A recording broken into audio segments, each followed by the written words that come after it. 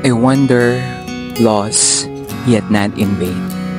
Sa bawat hakbang na komplikado, sa mga iniisip na hindi sigurado, sa mga daan sa unahan na madalas malabo at walang kasiguraduhan, somehow, still, pinaparamdam sa akin na I'm home. I lose my way, yet find the light. In every turn, a spark ignites. Sa mga pagkakataong maingay at magulo, I begin to see the lost directions set me free. Akala ko I'd lost my way for good, kasi yung pusong minsang sigurado, no misunderstood. Pero sa katahimikan, sa paghinto ng panandalian, I found the peace beyond the cause.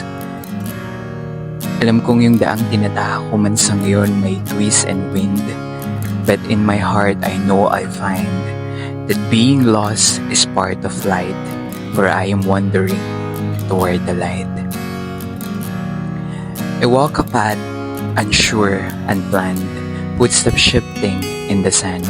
Pero sa bawat palya at sa bawat tumba, alam kong parte ito ng mas magandang istorya.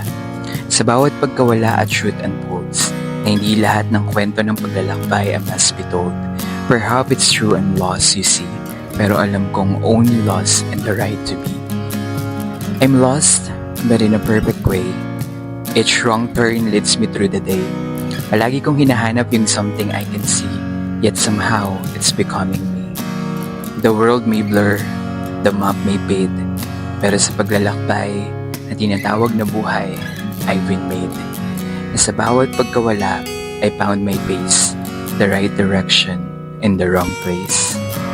Alam nyo, sometimes, feeling lost is not a sign of failure.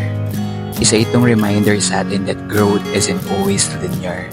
We might think na nawawala na tayo, but dun sa mga pagkakataon na nawawala tayo, it's only take often lead us exactly where we need to go.